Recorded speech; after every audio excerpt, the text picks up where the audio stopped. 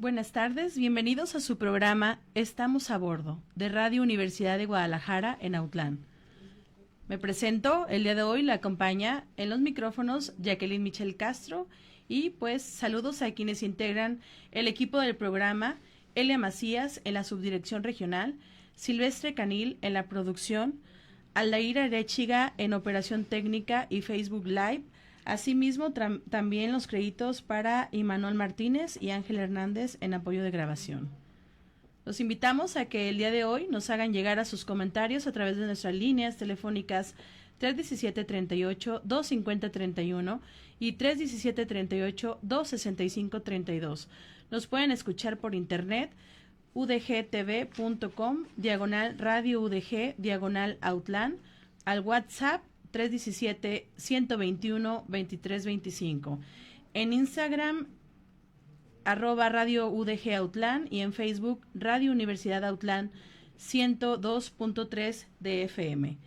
Estamos aquí el día de hoy, pues al aire, en su estación Estamos a Bordo de Radio Universidad y hablaremos el día de hoy sobre el acceso y la calidad en la educación, un tema clave para entender los retos y las oportunidades que viven en nuestras comunidades. Nos acompaña el día de hoy, tenemos una invitada especial, la maestra Alejandra Jiménez Solórzano, quien compartirá su experiencia y perspectivas, que es especialista en el tema de educación y con una trayectoria destacada en la formación de estudiantes y docentes. Hoy viene a platicarnos sobre un tema esencial para el desarrollo de nuestro país, la educación de calidad. Maestra, bienvenida a este espacio. Gracias, Jackie. Nos da gusto que nos acompañes el día de hoy. Pues bueno, antes también de iniciar y de saludarte y que comencemos a platicar, voy a darme pues la oportunidad de presentar pues un poquito de tu largo y arduo currículum que tienes.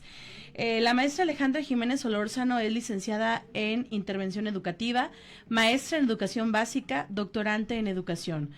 Es docente en Educación Primaria desde el año 2012 y en los niveles de media superior y superior desde el año 2017 en el área de Ciencias Sociales.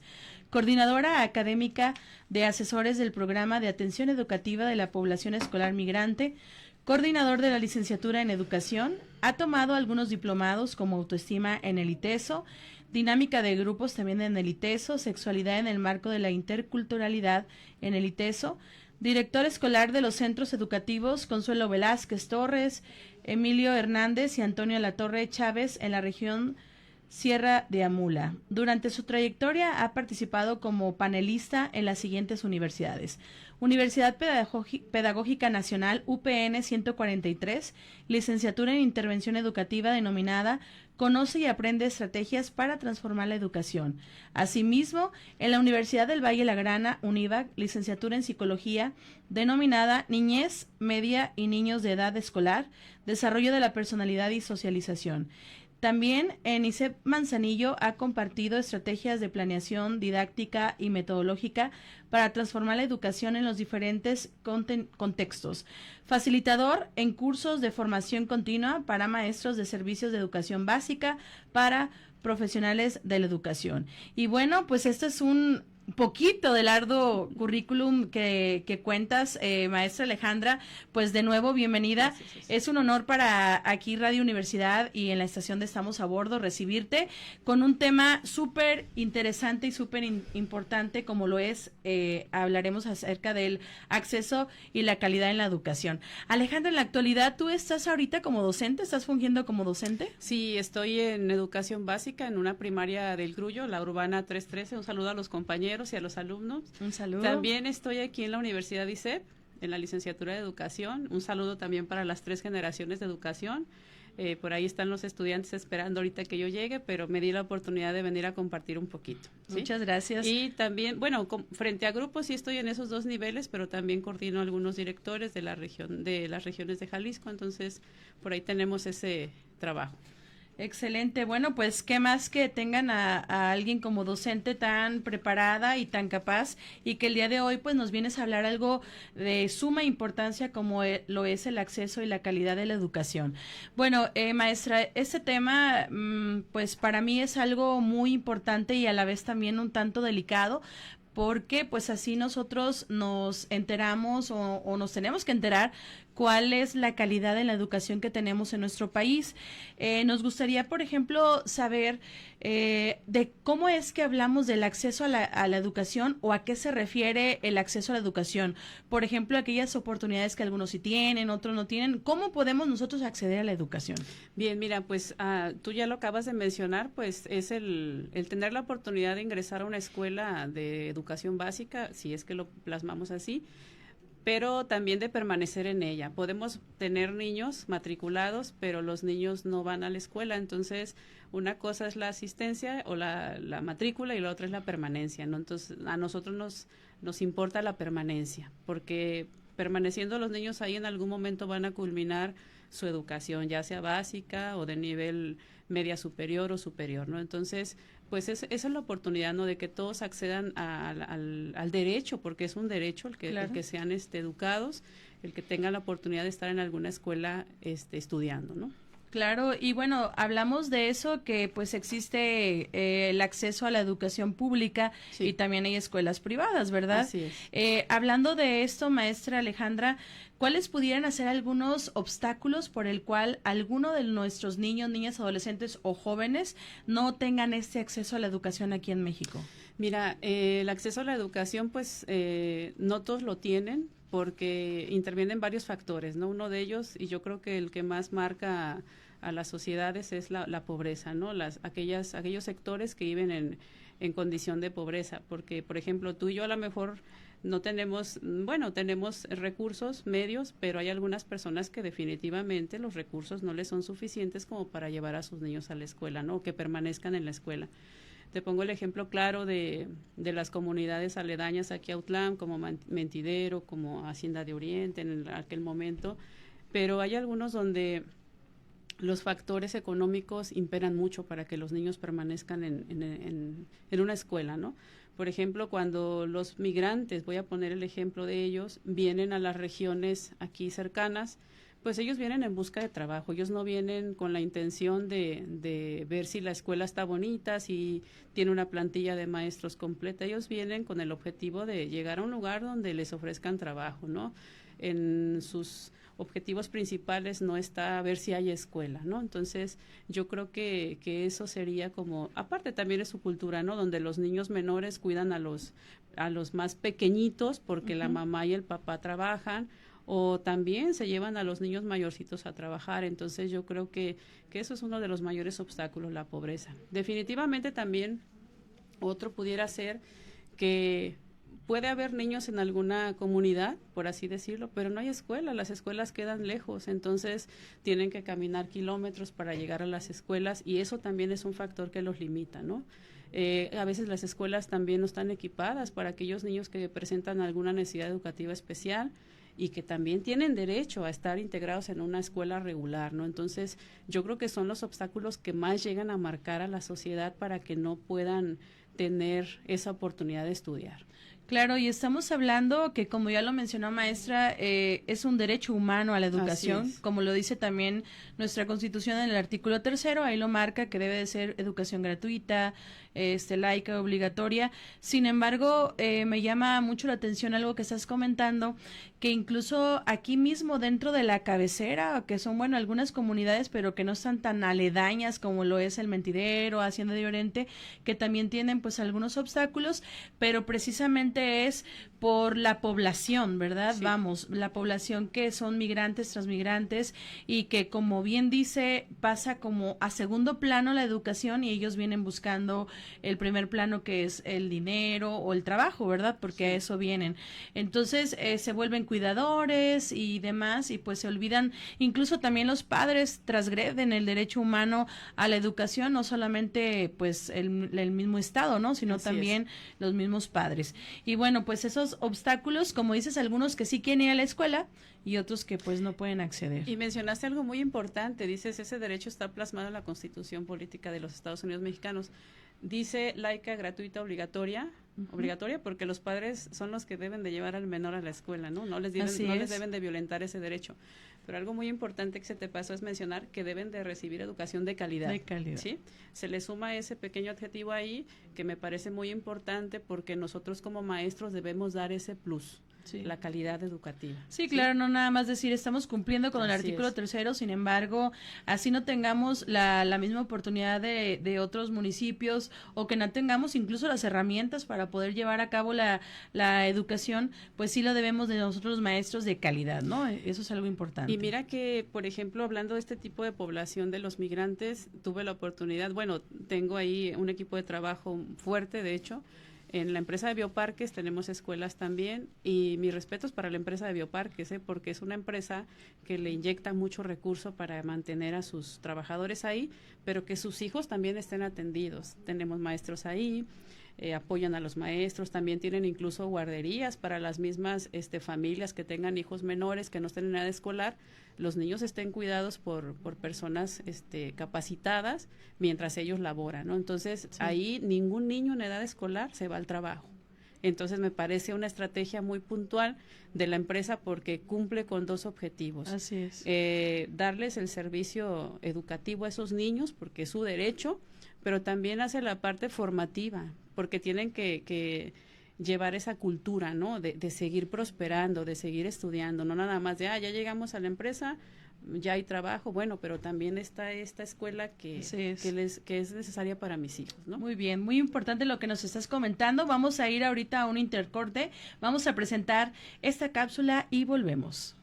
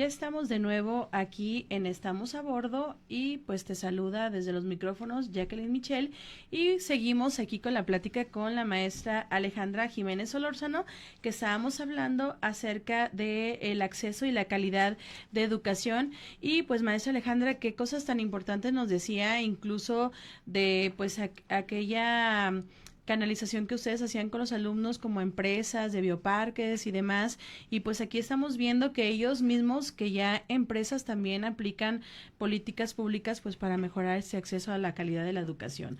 Hablando de todo eso, maestra, me gustaría saber si, y que le dijera a nuestros radioescuchas, si existen algunos programas aquí en México para que se pueda mejorar el acceso a la calidad de educación en educación básica. Sí, mira, para los estudiantes hay becas universales, está la beca Rita Cetina, se les da una aportación a nada más se toma en cuenta, bueno, aquellas zonas prioritarias, es un monto mensual aproximado de 800 pesos, o no, 1,900 bimestrales, algo así, pero por más estudiantes secundaria, ¿no? Entonces también está la beca universal Benito Juárez, que es para educación superior, para prepa también incluso, y pues ahí también son un apoyo pequeño bimestral. Está la beca que esta beca me parece muy importante que la den, sin embargo, quiero pensar que debería ser regulada, ¿no? Como no sé, tener algunos candaditos por ahí, la beca de los jóvenes escribiendo el futuro, que es para educación superior, entonces lamentablemente solamente tengo entendido que se la dan a universidades públicas y yo considero que debe ser también para los de privadas, porque el hecho de que un estudiante estudie en una universidad privada no quiere decir que es porque quiera pagar, o porque el servicio sea mejor. Lo hace porque a lo mejor está acorde a sus necesidades. No puede estar los 5 días de la semana, de lunes a viernes, en un horario escolar, cursando una licenciatura. Sin embargo, como quiere superarse y terminar una licenciatura, bueno, busca estas opciones, ¿no? De escuelas semiescolarizadas. Entonces, considero que ahí sí sería importante como también darles esa oportunidad, ¿no? Sería muy importante que se tomara en cuenta para nuestros legisladores que existiera alguna reforma, ¿verdad? Sí. Y que también tuvieran el acceso, porque si bien es cierto y como mencionas, y estoy de acuerdo, no están en privadas porque ellos tienen el acceso económico, sino por sus tiempos y por sus necesidades. Exactamente. Exacto. Entonces, bueno, sería algo muy importante que lo tomaran en cuenta para una reforma. Sí, y también incluso las becas que son para los chicos de básica, considero también que los papás le deben de dar ese enfoque. Es un apoyo monetario para que los niños continúen con sus estudios. Por ejemplo, si un obstáculo es el transporte, bueno, cuando menos esta beca te ayuda para que pagues ese transporte, ¿no? Pero bueno, no todas las familias le dan ese enfoque y bueno, pues se va perdiendo como esa línea, ¿no? De aplicarlo para lo que debidamente es. Sería muy buena idea que también recibieran los padres alguna capacitación, ¿verdad?, acerca de estos apoyos para que se le diera una mejor utilización al recurso, ¿verdad? Así es. Sí. Y maestra Alejandra, ¿cómo usted comentaría que se mide que una educación es de calidad? ¿Cuáles serían algunos factores? Mira, hay muchos factores. Por ejemplo, si lo hacemos con base a lo que proponen los instrumentos de evaluación que a veces maneja algunas comisiones, por ejemplo, anteriormente estaba la prueba enlace, Planea, entonces ellos medían algunos indicadores del área de lectura de matemáticas, algunos de FORCE y algunos de ciencias. También lo que es la prueba Avanza, en algún momento que estuvo Mejor Edu, que era una comisión, bueno, que también pretendía como analizar los indicadores que salieran de los resultados de los chicos. Bueno, algo muy importante es eso, medir la calidad, pero considero que la calidad también se mide, o la medimos los maestros, cuando dentro de las aulas el niño puede tener y demostrar aquel pensamiento crítico que esta nueva propuesta política sugiere, ¿no? Que la nueva escuela mexicana, bueno, eso sugiere que sean ciudadanos críticos, que puedan no nada más quedarse con lo que el maestro diga, sino que también ellos propongan, que también sean líderes en su aprendizaje, interactúen. ¿no? Exacto. Entonces, nosotros como maestros, bueno, en mi caso muy particular, yo sí cuido mucho eso. ¿Qué tanto me opina el muchacho? ¿Qué tanto me argumentan los estudiantes? ¿Qué tanto producen solos? ¿Qué tan autosuficientes pueden ser para buscar soluciones, no? Sí, y bueno, también aquí es importante que se evalúe la calidad tanto a maestros también Sí, como a alumnos, ¿no? exacto. Mira, en cuestión a los maestros, pues cada quien tiene su manera de enseñar, sus metodologías, sus estrategias, cada uno le suma y le aporta a los estudiantes algo, ¿no? Pero hay maestros, bueno, que siguen formándose, siguen esa formación continua y yo creo que es lo que permite que hagamos un buen papel dentro de las aulas, ¿sí? Claro. Tenemos que tener muy claro que cuando estamos dentro de un aula no podemos jugar con la información que damos. La veracidad debe de ser importantísima cuando estemos dando esa cátedra, ¿no? Con los estudiantes, porque pues nuestra materia prima es humana, no nos podemos equivocar con ellos. Tenemos que dar lo mejor para ellos y bueno, pues acercarlos un poquito más al conocimiento que ya traen, porque pues no nos llegan vacíos, sí. Ya traen conocimiento ellos y cuando llegan a las aulas nos toca explotar más ese conocimiento, esa conciencia incluso, ¿no? Para la hora de querer formar ciudadanos críticos. Claro, también se descubren talentos, ¿Sí? Como yo, por ejemplo, en las redes sociales veo que, mamá, yo no fui tan buena en matemáticas, sin embargo, ya son pintores, ¿verdad? Entonces, ir descubriendo sus talentos para que los jóvenes y los niños, niñas, adolescentes, pues de alguna otra manera ellos vean que sí son capaces y que están haciendo, pues, las cosas bien dentro del aula, ¿verdad? Sí, incluso ser conscientes también de que, pues, dentro de un aula, pues, tenemos diversidad. Hay desde aquel alumno que no ocupa ni maestro. Exacto. Y hay el otro que ocupa más de un maestro, incluso de sus compañeros. Y yo creo que la empatía que le brindemos a los muchachos es lo mejor que les podemos dar, incluso para su misma formación, ¿no? De que ellos puedan también apoyar a sus compañeros, de que busquen incluso generar ese conocimiento empático, ¿no? Sí, nos comentabas de algunas evaluaciones para medir la calidad que son nacionales como Planea, pero internacionales también. PISA era internacional, pero esa se aplicaba cada 3 años, entonces Enlace se aplicó en un sexenio, creo que Peña Nieto, algo así, más o menos. Tengo por ahí los datos, más no puntuales, pero bueno, me había tocado también a mí porque ya tengo años de experiencia trabajando en básica y pues también me tocaba aplicar Enlace y también me tocó aplicar Planea, ¿no? Entonces, pues son finalmente pruebas estandarizadas, pero voy a lo mismo.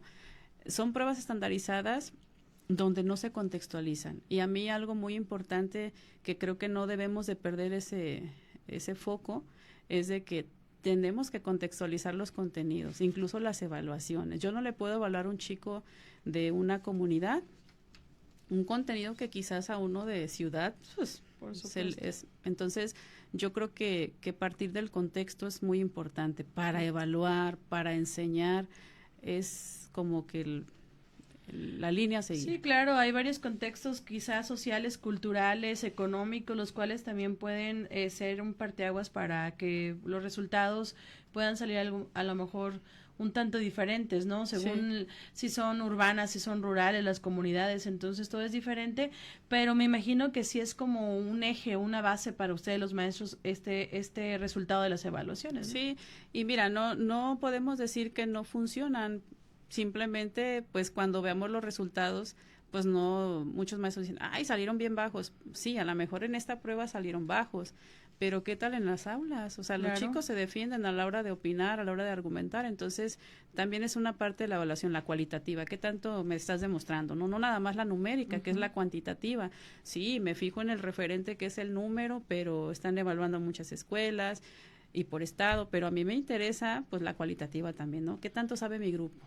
Sí, claro. Y hablando de todo esto, Alejandra, ¿qué rol crees tú que juega el profesor o el maestro dentro de la calidad educativa? Mira, somos un referente importantísimo, pero somos mediadores de aprendizaje, ¿sí?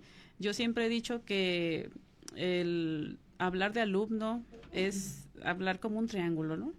Está el maestro, está el alumno y los padres de familia. Entonces, ese triángulo está unido por vértices y si uno de ellos falla todo el proceso. Algo muy importante que si nosotros somos mediadores, ocupamos del apoyo de los papás, ocupamos incluso del esfuerzo, del interés de los mismos alumnos, porque pues tiene que funcionar todo a la par, ¿no? Yo siempre les comento a los padres de familia que no va a haber maestro perfecto. para sus hijos no va a haber maestro perfecto. Sin embargo, cada uno da lo mejor de sí. Siempre buscamos dar lo mejor de nosotros en las aulas, en cuanto a conocimiento, en cuanto a valores, porque formamos todas esas áreas, no nada más la que tiene que ver con el conocimiento, también le inyectamos mucho a lo que es la cuestión social, las reglas de urbanidad incluso, siéntate bien, saluda, se piden por favor, entonces son cuestiones básicas, pero que a veces ni con esas básicas cuenta el chico y hay que estar ahí, ¿no? Entonces somos mediadores, somos un guía, incluso a veces un modelo a seguir. ¿Cuántos alumnos no hay que dicen, pues quiero ser como mi maestro, quiero ser como mi maestra, ¿no? Sí, claro, pero como ya bien lo comentas, es un triaje, ¿no? No todo se lo debemos de dejar a los docentes. Si bien es cierto, pues sí es un eje muy importante en la calidad de la educación, pero pues en la actualidad también los papás debemos de hacer nuestro papel y nuestro rol también en casa, porque quizá en las aulas el maestro pone todo su empeño y está aplicando, como dices, incluso de modales y de comportamiento y demás, pero llegan a la casa y son permisivos y ahí se acaba todo. Así es. Acá, por ejemplo, las aulas no tienen el uso de celular, sin embargo, en casa, para ocuparlos, toma el celular y va. Y que la tarea ya en la noche a las 11, 12 de la noche y andan los niños, ¿no? Sí, hay veces que la tele o el teléfono los están educando más, ¿no? Uh-huh. Digo, no son malos, redes sociales no tienen nada más el lado negativo, ¿no? Sí, claro. Bueno, pues qué importante lo que estamos hablando. Se nos pasa rápido el tiempo. Vamos a otro intercorte y volvemos.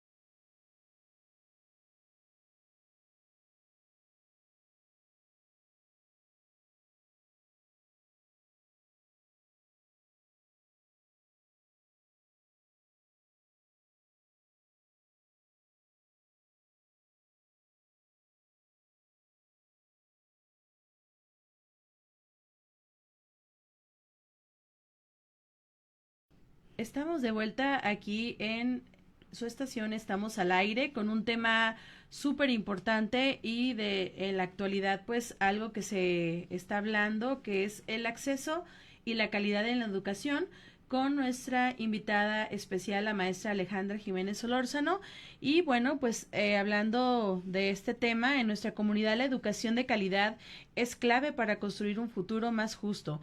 Cada escuela, cada aula y cada maestro aportan piezas fundamentales, pero también es importante la participación de las familias, porque la educación es una tarea conjunta donde todos sumamos y todos aprendemos. De esto precisamente, maestra Alejandra, estábamos hablando antes de irnos al intercorte, de que pues aquí es un triaje, tanto maestro como padres y demás, y la sociedad incluso, debemos de participar en la educación de calidad de nuestros alumnos aquí en México. Y bueno, hablando de todo, hemos hablado de muchas cosas interesantes del acceso a la calidad de la educación, y a mí me gustaría saber, maestra, también cuáles han sido algunos de los principales desafíos para mejorar la calidad en la educación aquí en México. Pues mira, desafíos hay muchos. Uno de ellos puede ser la falta de recursos, no puede ser, es la falta de recursos, la desigualdad que hay entre las escuelas, incluso el rezago en la infraestructura. No todas las escuelas están bien equipadas.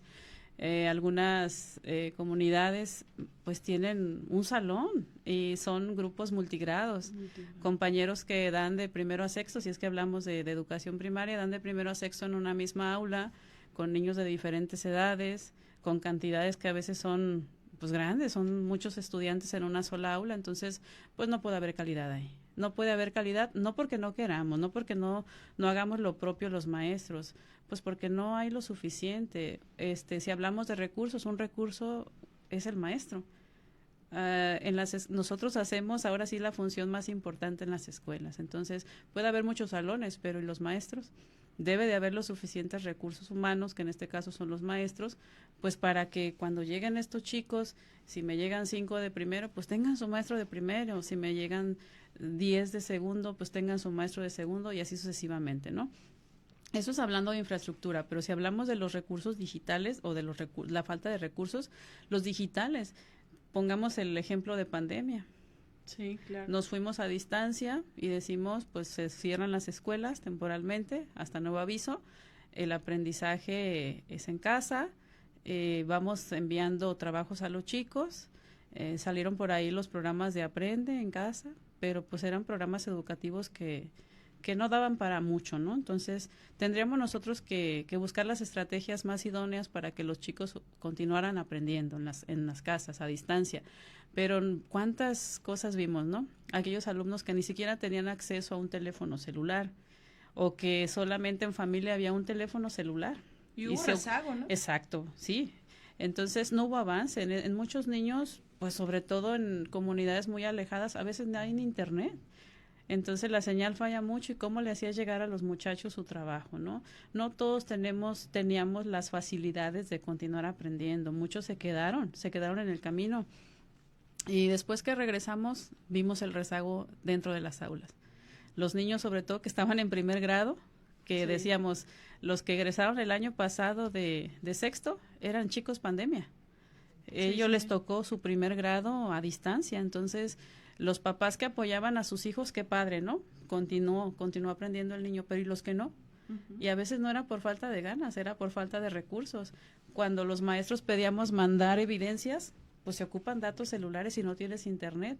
Se ocupa que tú pongas saldo en tu celular y se envía una fotito, ¿no? Y si éramos maestros que a lo mejor no enviábamos una sola actividad, ¿cuántas fotos no eran? Y si no tenías nada más un niño y eran 5, qué cansado, ¿no? Entonces se buscaron los medios, también por ahí salieron algunas plataformas educativas, Classroom, donde el maestro generaba una cuenta para los muchachos, una clase, y les daba ese código, ¿no? Para que se unieran a su clase como que si fuera un salón interactivo. Y ahí se cargaban los trabajos de cada día, incluso se evaluaban las actividades y los niños cargaban sus actividades. Entonces, pero como te digo, solamente fueron unos cuantos los que pudieron, no el 100% de los estudiantes continuó avanzando, algunos se estancaron.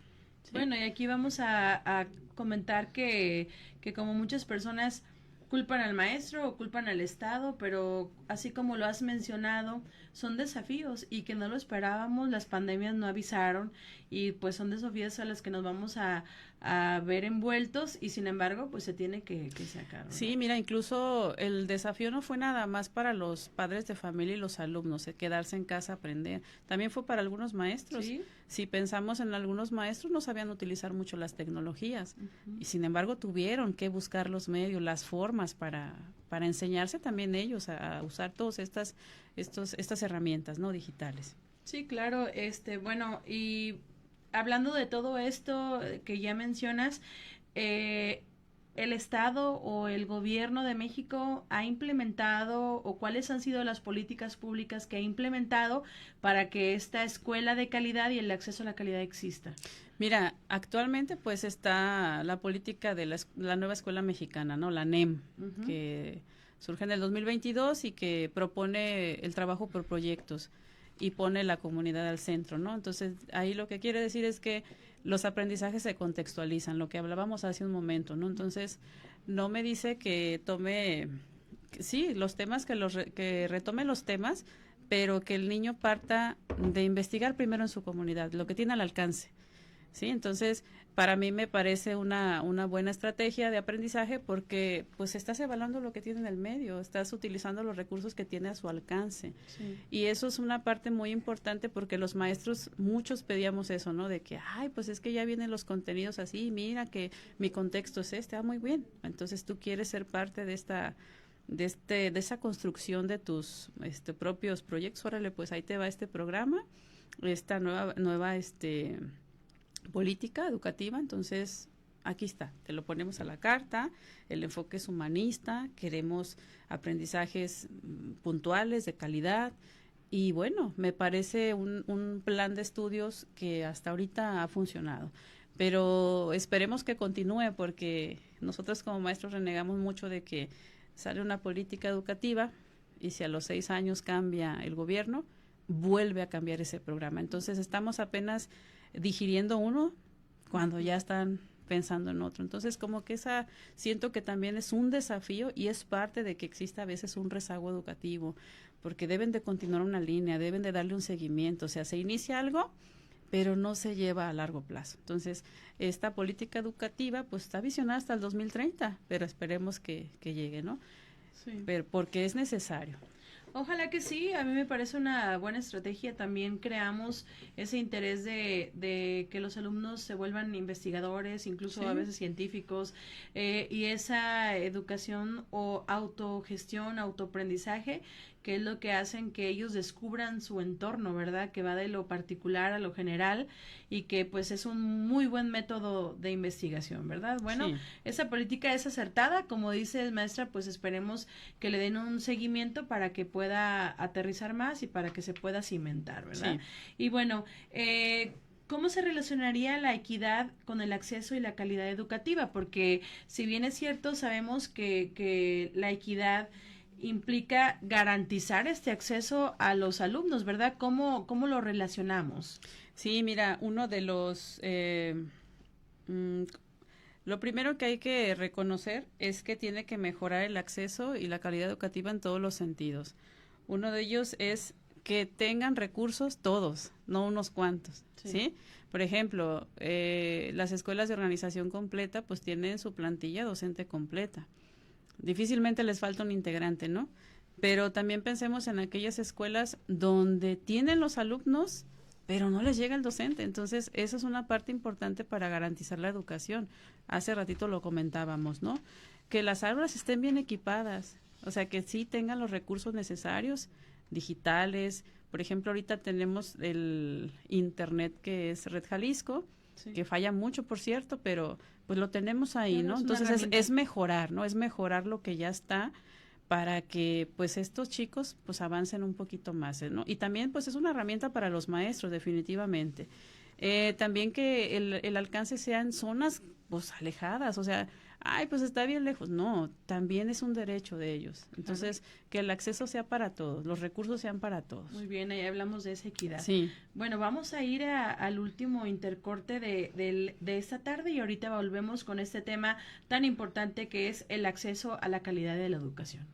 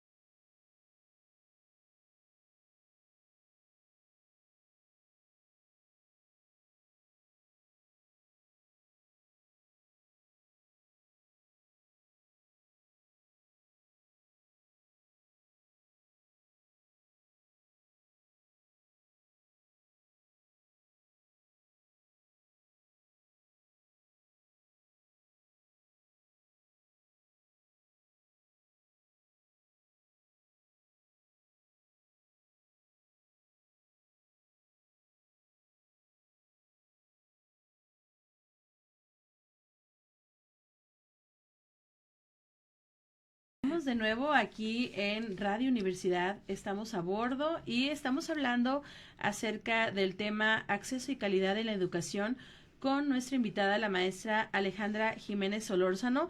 Y bueno, ahorita estábamos hablando acerca de todos esos desafíos, incluso que la educación ha tenido. Hablábamos de que la pandemia fue uno de los grandes desafíos y retos que tuvimos.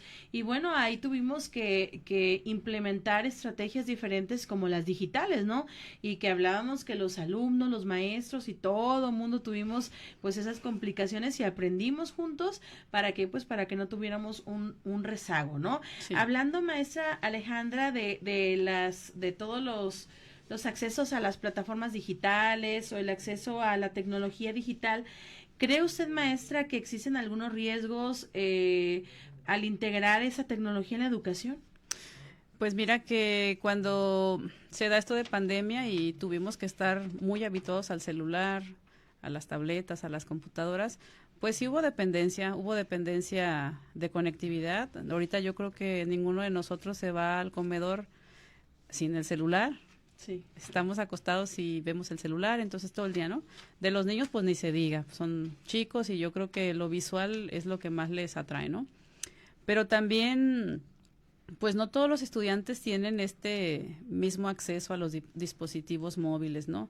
Entonces, pues uno de los riesgos también que yo veo muy marcado en las aulas es que los chicos perdieron como esas habilidades que requerimos que tengan los muchachos en las escuelas. Por ejemplo, hablando de la escritura, hablando de la cuestión lectora. Entonces, sí ha demeritado mucho la cuestión ortográfica. Yo me fijo a veces que los estudiantes nos mandan algún mensaje, abrevian las palabras.